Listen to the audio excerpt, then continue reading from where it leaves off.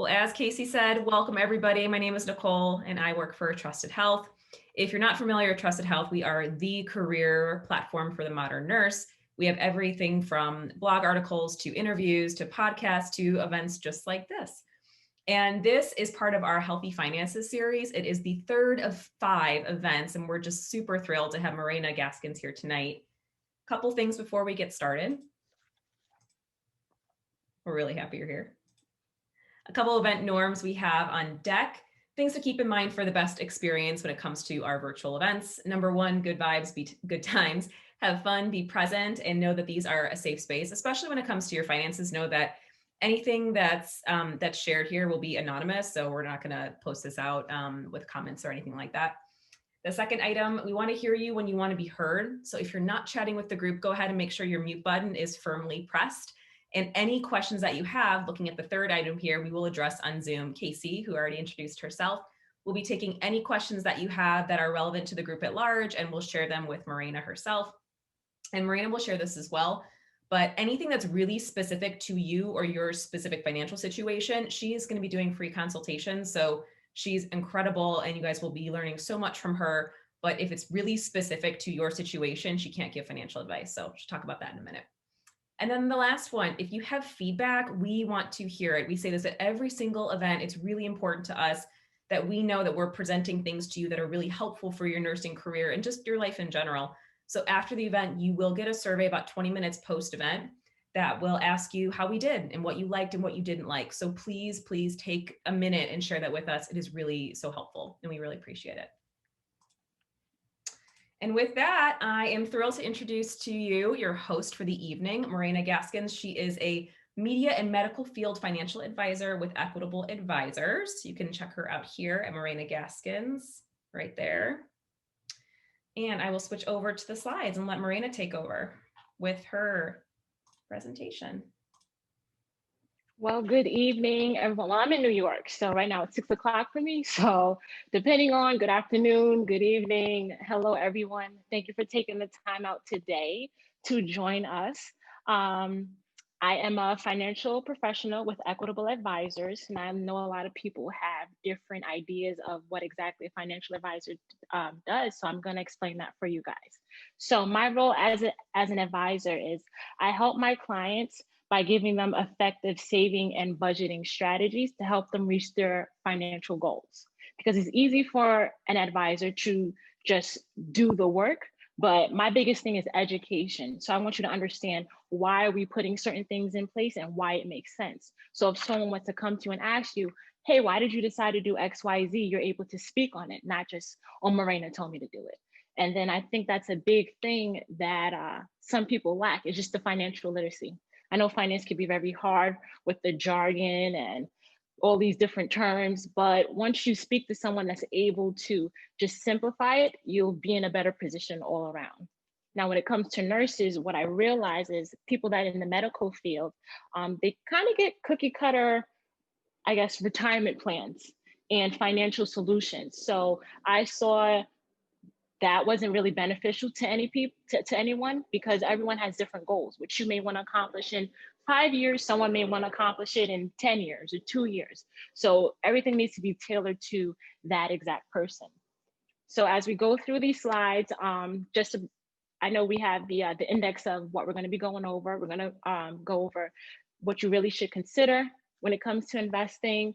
I'll touch on budgeting, some perfect budgeting strategies. I know there was another seminar previously that you guys should definitely check out as well. And just things we need to also consider when it comes to protecting ourselves, different type of insurances. So let's go, Nicole. That's me. You may recognize that person. Now, right here, what is your retirement number? I know a lot of people have different ideas of what retirement may mean to you. For some people, that may mean I'm not going to work at all. For some people, that just means I still wish to work, but maybe I will slow down. Some people will maybe have a business on the side where it's like, all right, I'll stop my main job, but I want to do this on the side. So everyone has different ideas of what retirement means to them. So things that you really should think about when it comes to retirement is, at which age would you like to slow down? and how much do you actually need to receive annually. Now, this can all be solved simply with a math equation, which we have broken down for you. So next pop up. Here's our example here. We have Nicole. Nicole is 37 years old. She wants to retire at age 60. Next. Now, what we're going to do is, what you understand right here, that means she has 23 years left to work. So you take 60, you minus 37, that gives you 23. Now we're assuming she only has a lifespan of 80 years old, because the average mortality for a female right now is about 81, but I know we've been living a lot longer than that. So for this example, we just kept it at 80. Now, Nicole wishes to retire with an annual salary of $100,000 per year for her retirement. Now, just so anyone knows, if you want to do this example for yourself, just think about how you visualize yourself in retirement. You know, are you going to be taking a lot of trips and vacation? Do you just want to live simply? So that's just something if you want to perform this on yourself later on. Now, this is the formula that we broke down on the side. We did 80 minus 60. That's 20 years.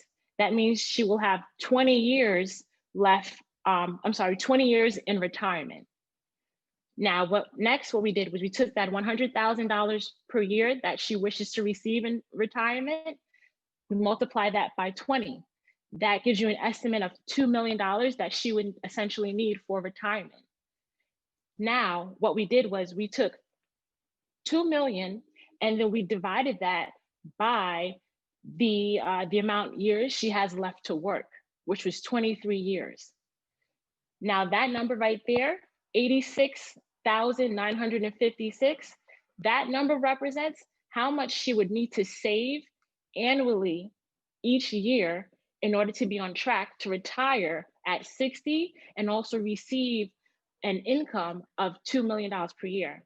So what this is to show you is that I know a lot of people speak on saving in their saves account, which is perfectly fine by me, but this is letting you know that that can't be the end all be all. You need to save in other areas where your money's gonna grow for you. Now you have to think about it. Some people, 86,000, that could be their annual income.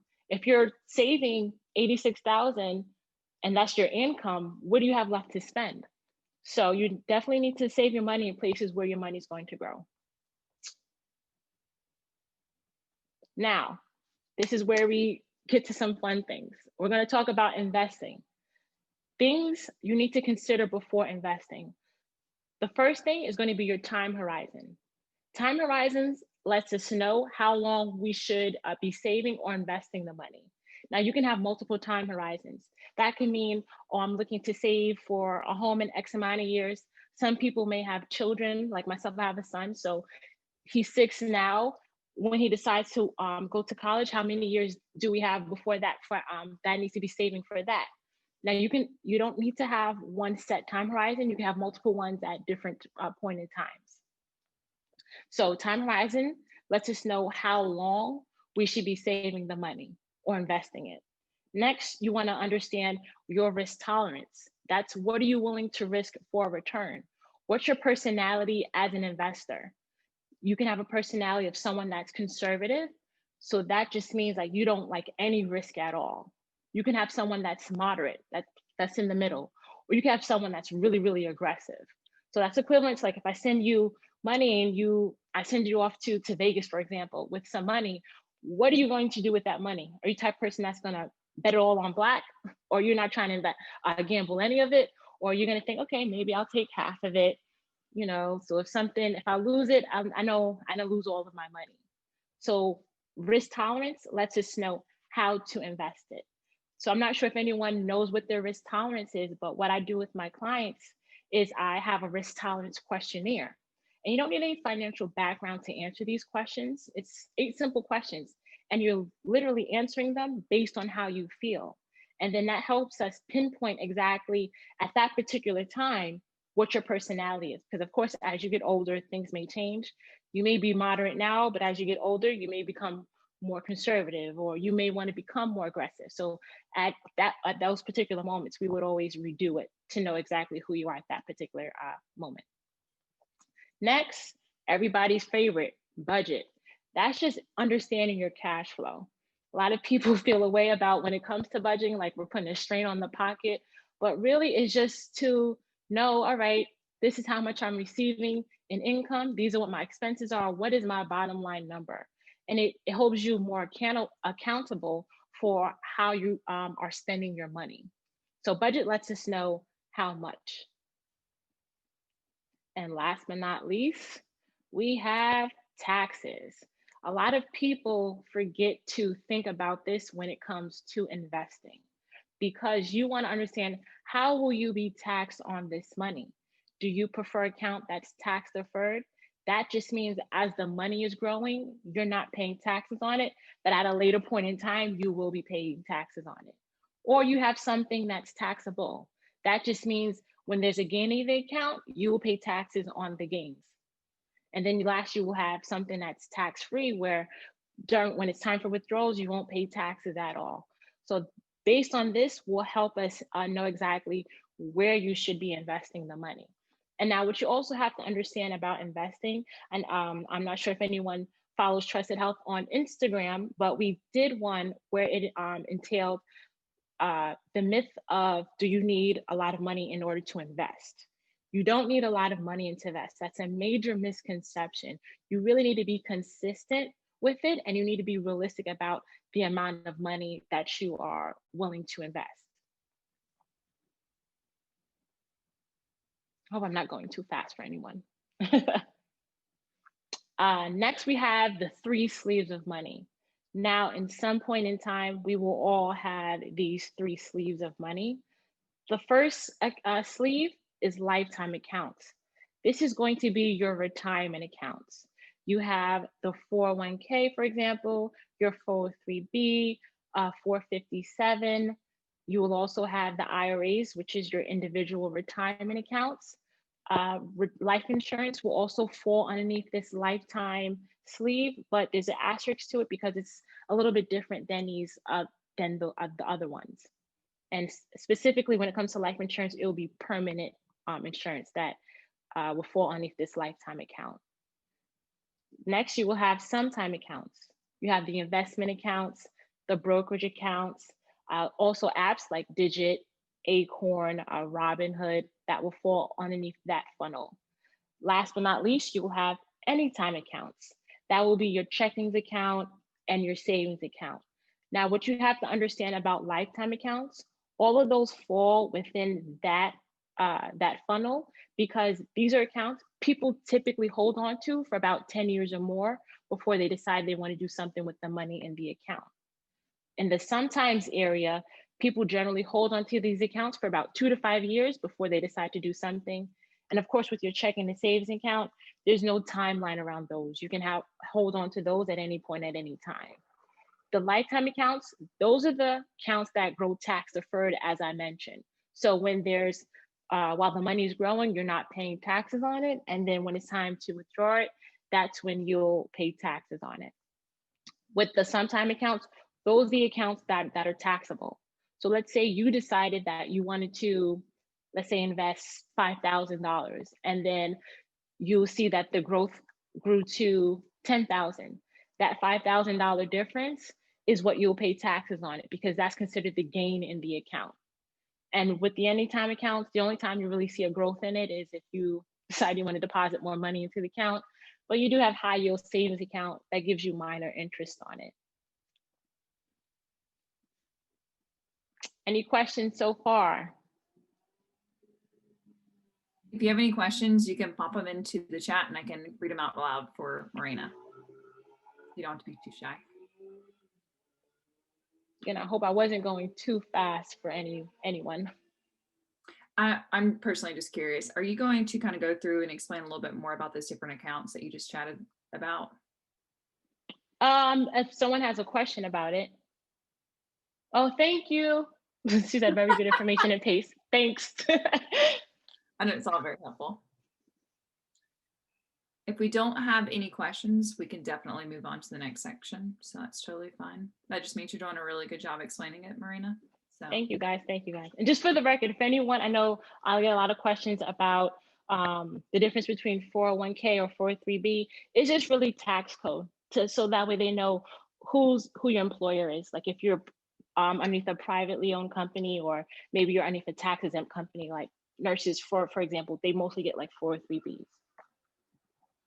yeah, I just learned that a few weeks ago. Nicole actually had to tell me, so I need to be here. Yeah, they all pretty much do the same thing though.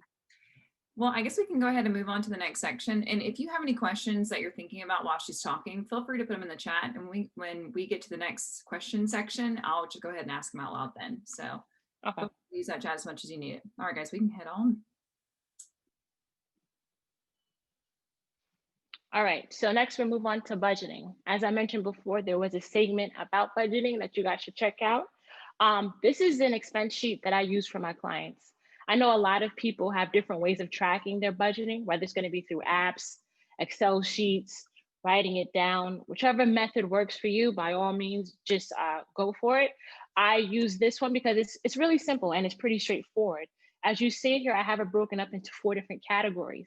So we have the housing, we have transportation, we have insurance, and then we have the personal expenses.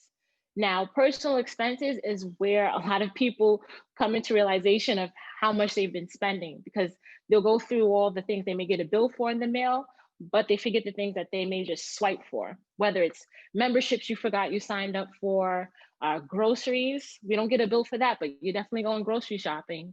If you know you go out with your friends every 2 weeks or something of that sort. So after that, we list all the expenses per month that they have. We compare it to how they're paid. Some of the travel nurses I work with, they get paid every week, or some people get paid bi-weekly. So then I have them compare it right there to their expenses. And then right then and there with the monthly balance, we are able to see if it really feels like that's what they have per month, or if they're a little bit over, or if they're a little bit under. And then we can figure out, all right, this is what the real number is. Where's the rest of the money going? And then from there, we're able to pinpoint from that, whatever you have left, how much do you want to put to the side to invest or to save?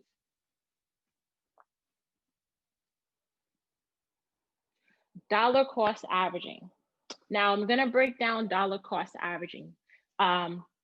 With dollar cost averaging, you invest equal dollar amounts in the market at regular intervals of time. So this is the example I have here. 1 share of Apple, for example, I know Apple right now is about in this realm, but let's say 1 share of Apple right now is $100. Let's say you're saying, all right, I'm going to buy a share of Apple every single month, and I'm going to spend $100. So as you see in this graph here, for the first month, the cost of Apple is $100. So then you obtain 1 share.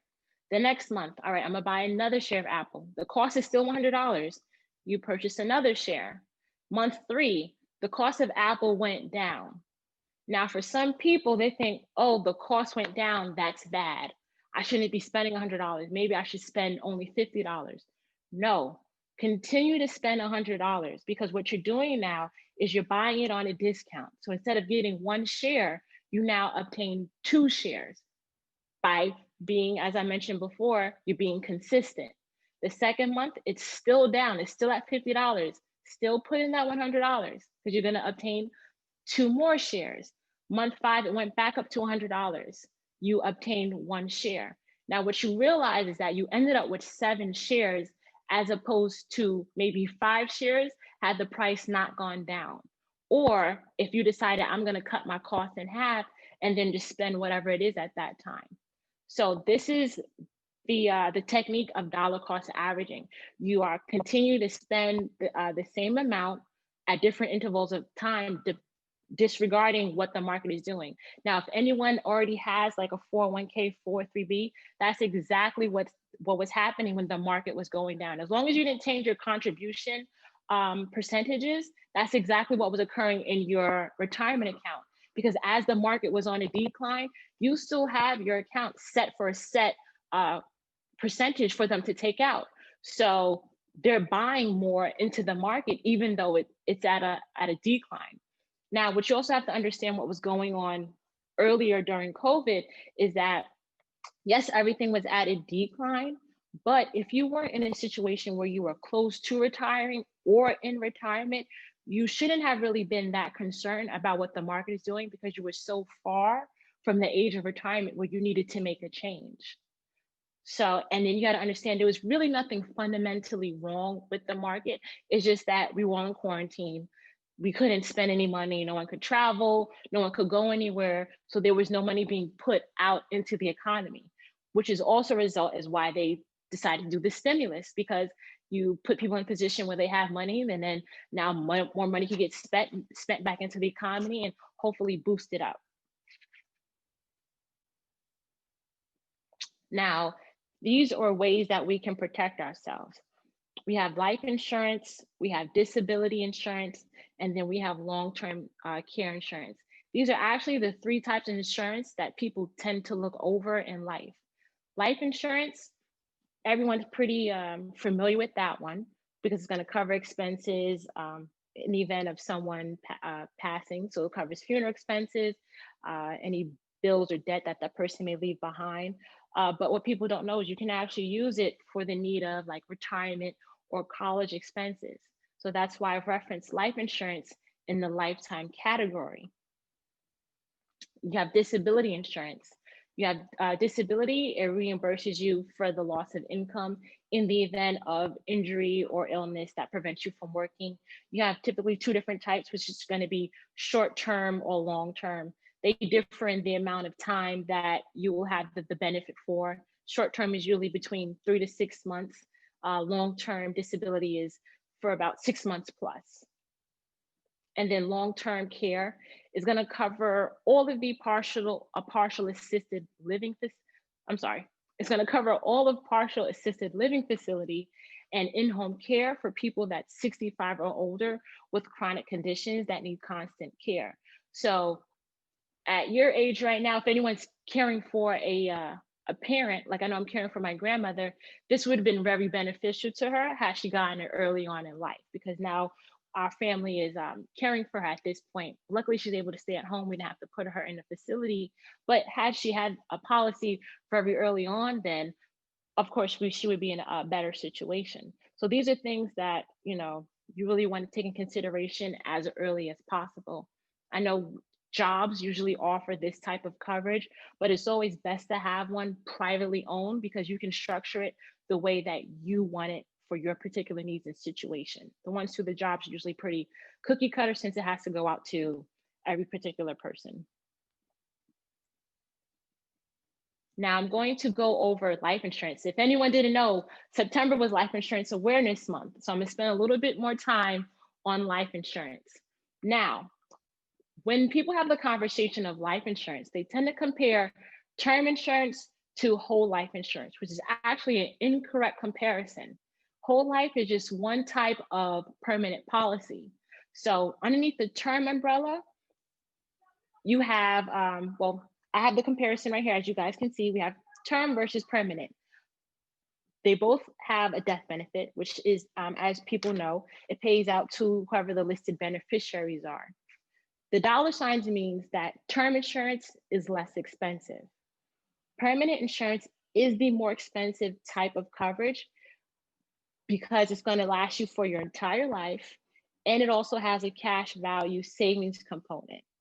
Now, just to touch back on the term insurance, term usually lasts you for about 10 years, 15 years, 20 years, 30 years. 30 years is not that common because at that point it's very expensive. But what also people don't know is that it's convertible. You can actually convert term insurance into a permanent policy. Now, underneath the permanent umbrella, there's 3 different types of permanent insurance. We have whole life, we have index, and then we have variable. So I'm gonna break it down, all 3 to you really, really simply. Whole life gives you a guaranteed rate, pretty straightforward. That rate is typically like 4%. That the cash value is going to grow by. Index, the way that index policies work is it mirrors particular indices. So you have maybe the S&P 500, the NASDAQ. So it's not invested directly into the market, it's invested into an index. Now, what index policies offer you is downside protection. Downside protection is a method that's used to protect someone in the event of a loss. But when you have someone that's going to protect you and absorb loss, of course, there's like a give and take with that. So if I'm going to make sure that you don't lose, there's also going to be a cap on how much you could potentially make. Variable insurance, the way that it works is it mirrors the market. So however the market is performing, you will perform the exact same way. And with those, you can invest in different securities, whether it's mutual funds, ETFs, different investment accounts. So that's the breakdown when it comes to insurance. So the things you need to know when it comes to insurance is that you really need to look at your particular situation and understand which type of policy works for you, because it's not a one-size-fits-all approach to life insurance. Everyone's situation is different. So you need to tailor it to your exact needs and benefits. And obviously, a lot of people say get it early because as you're younger, the cost tends to be a lot less expensive. Any additional questions? We do have a couple. So Okay. The first question is, do you have a preference of whole life and term life insurance? This is before you went into it, but we'll still ask to make sure. So is that still a question for someone? We'll just answer it just to make sure it's clear. Do I have a preference? It depends on the person. Just like how I ended it with, I can't say everyone should get whole life because I don't know everyone's situation. Whole life is not fit for everyone. If whole life was meant for everyone, they wouldn't have these different policies to choose from. Okay, perfect. And how do you know which company is a good company to pick life insurance? What they particularly offer. At the end of the day, it's also going to come down to the advisor, because you can pretty much get insurance from any particular firm. Some firms may offer a little bit more, but yeah, everyone pretty much offers the same thing. It's going to come down to the person, I guess, that's explain it to you, so that way you can understand exactly what your options are. Okay, good advice. So we have a question. Wait, so life insurance is an investment account? Sorry, I'm new to this. It's okay. People use it to invest in. I'll say that. At the end of the day, it is a life insurance policy. But what people have found out is that you can invest, there's a benefit in investing into a life insurance policy. Because in a life insurance policy, you can actually do tax-free withdrawals. Okay, awesome. Thanks. Daniel likes my shirt. Thanks, Daniel. I really appreciate that. It's very kind. And it's one of my favorites. And then he also asked, what is the best age to acquire or look into long-term care insurance? That's a great question. It depends on how you want to purchase it, because you can either get it privately owned. There's hybrid policies, meaning that, like, for example, with life insurance, you can actually get long-term care in a life insurance policy. Obviously, you want to get it as early as possible because the cost would be lower. Okay, awesome. Any other questions? You can just pop them into the chat. We'll wait just a few seconds before we move on. But thanks, Morrayna, for answering those. You're very welcome.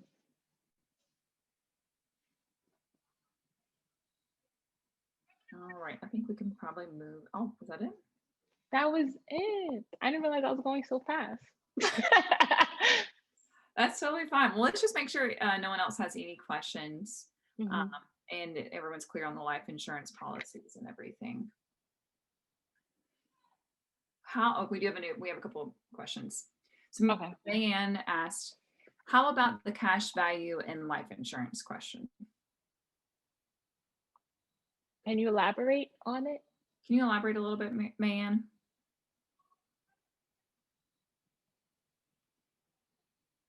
We'll give her a second. We can move on to the next one while she has time to elaborate.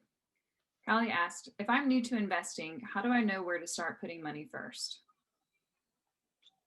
You need to figure out, you would sit down with someone or you can do it yourself. Look at what your picture is, right? Um, is this a long term? You need to have a goal. For instance, put a goal behind what you're investing for. Is this something that you want for the long term? Is this maybe something for the short term? And then from there, you'll be able to pinpoint what exactly makes sense for you to use or invest in. Okay, perfect. And I actually missed, Megan did elaborate and I missed it. She said, how about cash value and life insurance? Should we consider that? Is that a good choice of picking a life insurance that over time it gets cash value? Okay. So just so you know, cash value can only find in a permanent policy.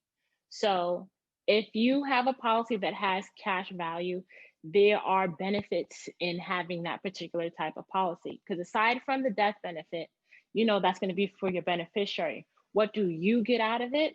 Now, the cash value in the policy, what some people either use it for is they use it to supplement retirement, because certain retirement accounts, they have the stipulation for you need to be 59 and a half, for example, in order to access it. If you have intentions on maybe retiring earlier than that, where are you going to be able to pull money from? You can pull it from the life insurance policy. They use that as another stream of income until they're able to maybe access until they're able to access the retirement money that they set aside. Some people may have children. When you want to file for financial aid, for instance, they're going to ask you, well, how much do your parents make? Do you have any 529 plans? Do you have anything else that's dedicated towards education? And then they deduct that from what you're actually eligible for financial aid. But they're never going to ask you, well, how much is in your life insurance policy? So you can actually use that cash value in the policy to pay for someone's college education.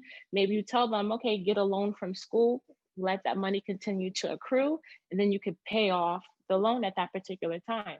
So there's a lot of uses for a cash value policy. They actually call it the rich man's Roth. All right.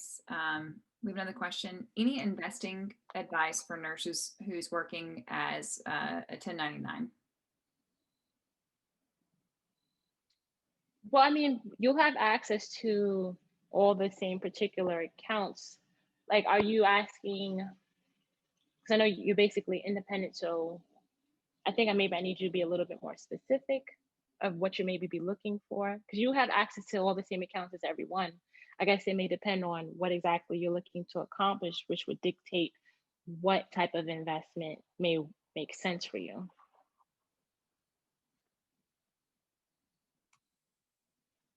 She said yes, because I do not have a 403B.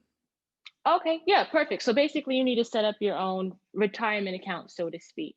So yeah, depending on, like, as I went over before, how much are you looking to maybe save per year? How much are you able to save per year? Because certain accounts will limit you to that. Like, for example, an IRA, the annual limit is 6,000 right now. So if you're someone that knows that they can save more than that, that may not be appealing to you. Also, if you want to access the money maybe a little bit earlier, we would have to make sure we have an account that allows you to do that. How do you want to be taxed? Do you want something that's not taxed, or you don't mind paying taxes? From there, we'll be able to pinpoint exactly what makes sense for you. Okay, awesome. So Andrea asked, I purchased a 30-term life insurance policy when I was 32. In the You're future, welcome, by the way. She said thank you. So I purchased a 30-term life insurance policy when I was 32. In the future, how do I go about asking my insurance company and converting it to a whole life policy? More than likely, you may have to tell me on the side. I may have an idea of who you might have purchased it from, but I don't believe that particular type of policy is going to be convertible. So that's also, I guess, the question someone asked before, like, what's the best company? You have to maybe ask those particular type of questions if they have an policy that allow you to do that. I don't believe you'll be able to convert that particular policy. Once it expires, what's going to end up happening is you're either going to have to purchase a new term policy, because it's going to expire by the time you're 62. So the cost of insurance on another term policy will be based on what you how old you are and what your health is at that particular time. So you're either gonna have to purchase another term policy, or you're gonna have to purchase a permanent policy at that particular age. Or you could just purchase one now since you're young. So the cost will probably be longer. I mean longer, lower at this particular time, especially in a permanent policy. And just to also let people know, when you do convert a term policy, they'll actually base it on your health when you originally received that term policy. They won't look at what your health is at that particular time. So, for example, let's say you purchased the policy 2 years ago, you caused some type of health issue. They won't ask you about your health at that particular time. They'll go by when you originally received it. If you were in good health standing, they'll convert it and insure you on that particular health rating. Okay, that's super helpful to know. She said, "Well, poop. Thanks for the info anyways." It's okay. I mean, if you want, I'll talk to you afterwards and I'll let you know what your options are. And I'll even take a look at what you already have to know if it's going to work for you or not.